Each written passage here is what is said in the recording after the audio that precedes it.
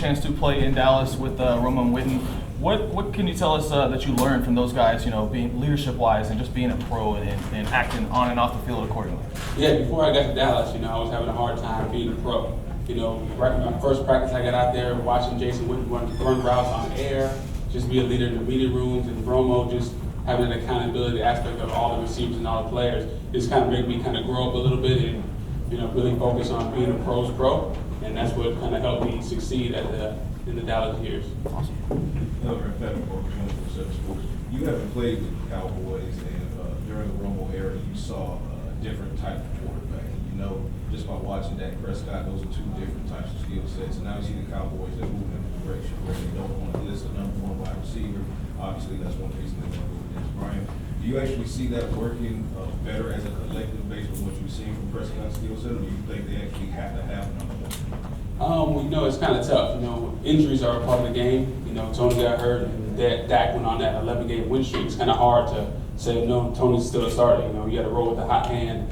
And I think you kind of still need that true dominant number one receiver because they can always draw that double team, draw the defense to that side of the field, kind of open it up for the other guys. But, the Cowboys are going in a different direction this year, so I'm anxious to see how it goes with Terrence Williams. They got Allen Hurns, Cole Beasley, and let's see how it goes, man. I'm excited to see. Do you have a favorite out of one of those in the group that you think might take that next step and actually become the organic number one? I haven't really watched too much of Allen Hurns, so I'm going to have to say I think it's going to be Cole. I think Cole. Cole's a really crafty slot receiver. Really has a niche for getting open and finding the holes in the defense. So I think even though he's not on the field the whole time, he's going to be the go-to guy when it's passing downs. Ron, do you feel Tony ever got the real credit he might have deserved in terms of national? Maybe not. No, I don't, man. If you guys are around Tony on a daily basis, watch him play, watch him prepare, understand how he knows what the defense is doing. It's just amazing how good of a player he was, how catchable of a ball he threw. He just put it in the perfect spot every time. But the thing is, with Tony, that when he made a mistake, it was magnified to the worst because he's on the Cowboys, and it was maybe at the wrong time that he made a mistake, and everybody just blows it out of proportion. But man, playing with him, that was a dream come true to me, playing for this team and having him as my quarterback was awesome. And to that point, he's obviously one of the most, if not the most, underrated player, skill position, quarterback, probably in the Cowboys position. Do you think that Romo belongs in the Hall of Fame? That's tough. How long was he a quarterback? 14 years, I think. He was a starter for just about 10. About 10. I don't know his numbers since before I got there, but looking at the resume and what he's done over the years, I think he's going to be close. I think he has a chance to get in, but I think they're going to base it on the fact that he didn't win the Super Bowl like he passed, I think, the first round in the Super Bowl, in the playoffs. So I don't know. I hope he gets in. We'll see. Laurent, Allen with number one. Obviously played with Dallas in 2011. We had a really good season with the Cowboys then, and you're able to parlay that into a decent contract for yourself afterwards. How much of that was just your instant chemistry with Romo in that first year, and how does that, affect your outlook in other years when you're with other quarterbacks? I think that year with me, when I met Romo, we were in the hot tub, getting ready for practice, just trying to get our bodies warm. We just were chatting it up. I went to Illinois State. He went to Eastern Illinois, so we were kind of rivals growing up. Even though we didn't play against each other, we still had that small school kind of rivalry impact. And we just kind of clicked from there. And, I always felt that I was a good route runner. I always able to understand the playbook really fast and pick up on it really fast. And he saw that in me, and we just had a good chemistry. If he was scrambling, I'm finding a way to get in his vision to get open. And, unfortunately, I didn't have the best of years other places, but here I did great, and I wish I would have stayed, but it is what it is now, and I got to move forward. How rare do you think that is to have that kind of instant chemistry with somebody?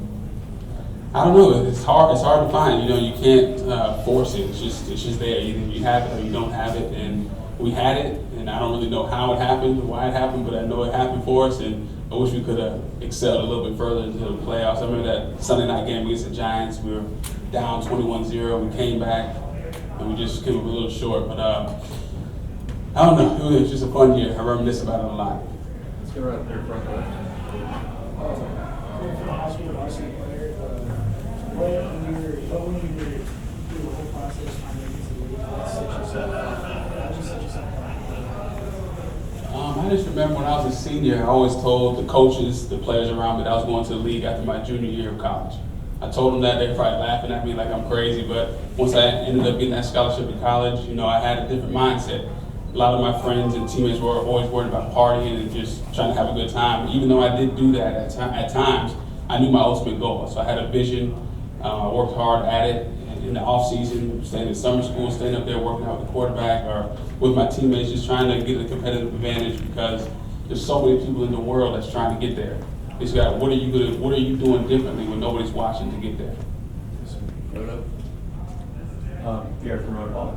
You mentioned how having that star receiver and an alpha dog would help out the receiving corps because throughout double teams and whatnot. Do you feel like with Des Bryant leaving, as far as Zach going, would that make it a little harder for him not having that go-to guy, or do you think it maybe would help him spread the ball out a little bit more, not feel like he has to force targets one way? Yeah, that's a good point. I would definitely feel like he doesn't feel the need to force the ball to Dez anymore. I'm still kind of bittersweet about Dez leaving because that's my homie, my boy, my good player, great athlete, phenomenal player, makes great catches. But I guess all his options will be open. I mean, obviously on each given play there's a number 1 target, number 2 target, first read, second read, third read. But if it's not open, you just keep sending it down. So we'll see. Last question. Speaking of this, if you had your pick of the year where you'd like to see him land in 2018 in a situation that's looking back at all pro status, what would be your number 1 team that you'd like to see him fall? See, y'all are gonna hate me for saying this because I know Dez is a competitor. I know where he wants to go. It's not. I don't want to say any information that y'all don't know. No, it's your opinion. This is my opinion. I think that he needs to go to the G-Man. Ooh, that's an option. I mean, they got Odell. He got Dez with him. Odell's kind of the number 1 guy there, and he'll try all the double teams and stuff. So Dez can get back to being Dez. But as much as a Cowboy fan I am, I don't want to see that happen. But I think that would be a good fit for him. Thanks, guys. Thank you. All right, anybody? Somebody take a picture of me. I feel famous again.